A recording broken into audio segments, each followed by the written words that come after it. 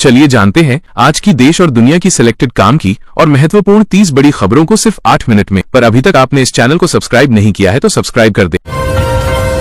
PM Modi ने केंद्रीय राज्य मंत्री के घर पोंगल मनाया। प्रधानमंत्री नरेंद्र मोदी ने केंद्रीय राज्य मंत्री एल मुरुगन के घर पोंगल पर्व मनाते हुए तमिल संस्कृति की सराहना की। उन्होंने कहा कि पोंगल प्रकृति, परिवार और समाज के बीच संतुलन का प्रतीक है। ये त्योहार भारत की साझी सांस्कृतिक विरासत को दर्शाता है और विविधता में एकता का संदेश देता है। आर्मी चीफ का शक्सगाम घाटी पर बयान। सेना प्रमुख ने शक्सगाम घाटी को लेकर पाकिस्तान चीन समझौते को अवैध बताया। उन्होंने कहा कि भारत इस समझौते को मान्यता नहीं देता। ये 5180 वर्ग किलोमीटर क्षेत्र भारत का हिस्सा है, जहां से सीपीईसी गुजरता है। भारत लगातार इस क्षेत्र पर अपने अधिकार का दावा करता रहा है। कर्नाटक में राहुल गांधी के स्वागत पर विवाद। कर्नाटक में राहुल गांधी के स्वागत को लेकर राजनीतिक विवाद खड़ा हो गया। मुख्यमंत्री और उप मुख्यमंत्री एयरपोर्ट पहुंचे, जबकि जर्मन चांसलर के स्वागत में केवल मंत्री गए थे। भाजपा ने आरोप लगाया कि कांग्रेस नेतृत्व को खुश करना राज्य सरकार की प्राथमिकता बन गई। तेलंगाना में 500 कुत्तों की हत्या। तेलंगाना के कई गांवों में एक सप्ताह के भीतर करीब 500 कुत्तों की हत्या कर दी गई। पंचायत चुनावों में आवारा कुत्तों से छुटकारे का वादा किया गया था। इस मामले में 6 लोगों के खिलाफ एफआईआर दर्ज की गई है। घटना ने प्रशासन और मानवाधिकार संगठनों को चिंतित किया। जम्मू कश्मीर में पाकिस्तानी ड्रोन दिखे। जम्मू कश्मीर में नियंत्रण रेखा के पास संदिग्ध पाकिस्तानी ड्रोन देखे गए। सेना की फायरिंग के बाद ड्रोन पोके की ओर लौट गए। 3 दिनों में ये दूसरी घटना है। सुरक्षा एजेंसियां सतर्क हैं और ड्रोन के जरिए घुसपैठ या हथियार गिराने की आशंका जताई जा रही है। हर्षा रिछारिया का बयान। महाकुंभ से चर्चा में आई। हर्षा रिछारिया ने कहा कि वे धर्म की राह छोड़ेंगी। उन्होंने कहा कि समाज में लड़की के चरित्र पर सवाल उठाना आसान होता है। उन्होंने स्पष्ट किया कि वे सीता नहीं है जो हर बार अग्नि परीक्षा दें। उनके बयान से बहस छिड़ गई है।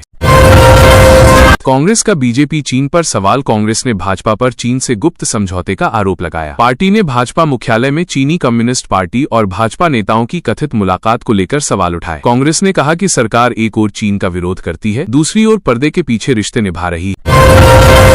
राहुल गांधी का स्कूल वाला बयान। राहुल गांधी ने बताया कि उन्हें स्कूल में अपनी केमिस्ट्री टीचर बहुत पसंद थी। वे परीक्षा की तैयारी में मदद करती थीं। राहुल ने कहा कि वे पढ़ाई के साथ साथ काफी शरारती भी थे। उनके इस बयान को मानवीय और व्यक्तिगत अनुभव के तौर पर देखा जा रहा है। तमिलनाडु में लोकतंत्र पर राहुल का बयान। तमिलनाडु में राहुल गांधी ने कहा कि देश में लोगों की आवाज दबाई जा रही है, जिससे लोकतंत्र को खतरा है। उन्होंने एक्टर विजय की फिल्म पर रोक की आलोचना करते हुए इसे अभिव्यक्ति की स्वतंत्रता पर हमला बताया। राहुल ने कहा कि डर के माहौल से लोकतंत्र कमजोर होता है। जम्मू कश्मीर में 5 कर्मचारी बर्खास्त। जम्मू कश्मीर के एलजी ने आतंकी संगठनों से जुड़े होने के आरोप में 5 सरकारी कर्मचारियों को बर्खास्त कर दिया। पिछले 5 वर्षों में अब तक 85 कर्मचारियों को हटाया जा चुका है। प्रशासन का कहना है कि आतंकवाद के खिलाफ जीरो टॉलरेंस नीति के तहत ये कार्रवाई की गई। एसआईआर पर सुप्रीम कोर्ट में सुनवाई। सुप्रीम कोर्ट में एसआईआर को लेकर सुनवाई के दौरान चुनाव आयोग ने स्पष्ट किया कि इसका उद्देश्य केवल नागरिकता का सत्यापन है। इससे किसी को देश से बाहर नहीं निकाला जाएगा। आयोग ने कहा कि यह प्रक्रिया मतदाता सूची की शुद्धता बनाए रखने के लिए आवश्यक है।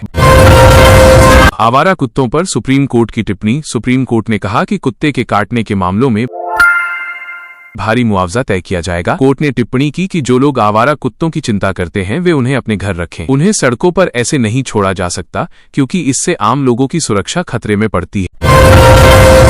राजस्थान बॉर्डर पर ड्रोन दिखा। कश्मीर के बाद राजस्थान में पाकिस्तान सीमा के पास ड्रोन देखा गया। ड्रोन करीब 1 घंटे तक उड़ता रहा और फिर गायब हो गया। वीडियो सामने आने के बाद सुरक्षा एजेंसियां अलर्ट पर हैं। सीमा में घुसपैठ या जासूसी गतिविधि की आशंका जताई जा रही है। युवाओं से पीएम मोदी का आह्वान। विकसित भारत यंग लीडर्स डायलॉग में पीएम मोदी ने युवाओं से रिस्क लेने से न डरने को कहा। उन्होंने भरोसा दिलाया कि सरकार उनके साथ है। मोदी ने युवाओं को पौराणिक कथाओं पर आधारित गेम और इनोवेशन तैयार करने के लिए प्रेरित।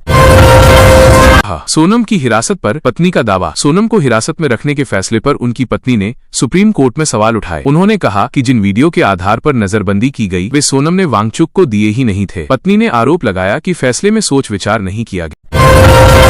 सीबीआई ने एक्टर विजय से पूछताछ। सीबीआई ने सुपरस्टार विजय से करूर भगदड़ मामले में 6 घंटे पूछताछ की। एक्टर ने कहा कि भगदड़ के लिए वे जिम्मेदार नहीं हैं। इस हादसे में 41 लोगों की मौत हुई थी। जांच एजेंसी आयोजन, सुरक्षा व्यवस्था और जिम्मेदारी तय करने में जुटी है। 600 किलो सोना देने वाली महारानी का निधन। भारत चीन युद्ध के दौरान 600 किलो सोना दान करने वाली दरभंगा राजघराने की महारानी का निधन हो गया। दरभंगा महाराज ने 3 शादियां की थीं, लेकिन कोई संतान नहीं थी। उनकी विरासत, दान और ऐतिहासिक योगदान की कहानी फिर चर्चा में आई।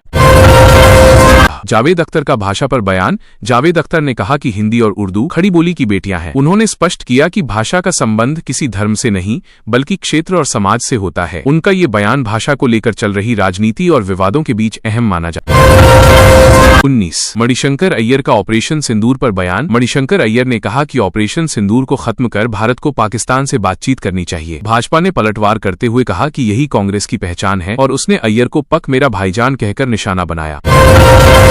राजकोट को मिनी जापान कहने पर मोदी का बयान। पीएम मोदी ने कहा कि जब उन्होंने राजकोट को मिनी जापान कहा था तब उनका मजाक उड़ाया गया। आज यहां 2.5 लाख छोटे व्यवसाय हैं। स्क्रू ड्राइवर से लेकर रॉकेट के पार्ट्स तक बनाए जा रहे हैं, जो आत्मनिर्भर भारत की मिसाल।